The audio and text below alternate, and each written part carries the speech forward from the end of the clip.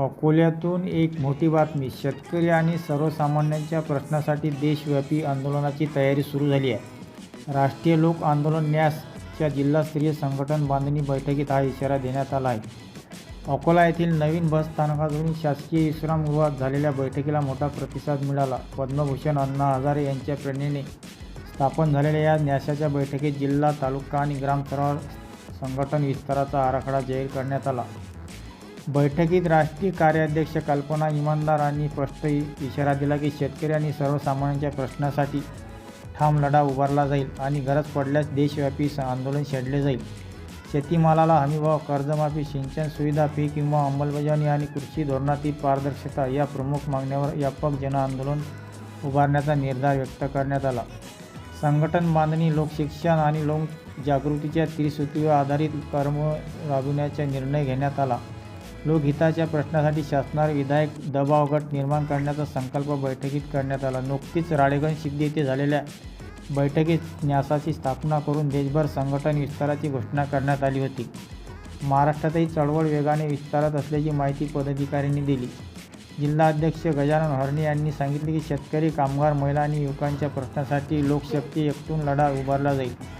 पारदर्शक आणि लोकाभिमुख प्रचारासाठी जनतेचा सशक्त आवाज निर्माण करणे हे ध्येय असल्याचे त्यांनी स्पष्ट केले. शेतकऱ्यांच्या हक्कासाठी एकजुटीने संघर्ष करण्याच्या निर्धाराने बैठक संपन्न झाली. अकोला जिल्ह्यातील सामाजिक आणि शेतकरी चळवळीला नवे बळ देणारी ही बैठक ठरल्याची प्रतिक्रिया उपस्थितांनी व्यक्त केली.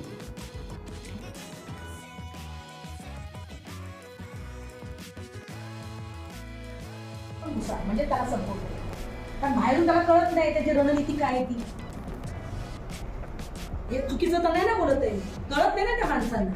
म्हणून आपल्याला एक आंदोलन उभं करायचं आहे की बाबा आम्हाला सत्तेमध्ये भागीदारी पाहिजे. मग आपला संविधान सांगतो की बाबा तुम्ही सत्तेत भागीदारी आहे, तुमचा प्रतिनिधी आहे, बरोबर आहे. पण त्या प्रतिनिधीच्या पाठीमागे 100 पैकी त्याच्याकडे किती मतदान आहे, म्हणजे किती मतदान केलेली लोकसंख्या तू घडाय का नाही. 2/3 मेजॉरिटी ही संख्यात्मक न पाहता ती नागरिकांची पाहिजे. आणि ते जर झालं ना तर कोणी कोणाला ब्लॅकमेल नाही करणार. म्हणजे का ब्लॅकमेल करणार नाही, कारण त्यांनाही माहिती आहे सत्तेतल्या बसणाऱ्या लोकांना की आपल्याला 2/3 मेजॉरिटी घ्यायची असेल तर आपल्याला विपक्षला पण साथ घेऊन आपल्याला सत्ता चालवणं.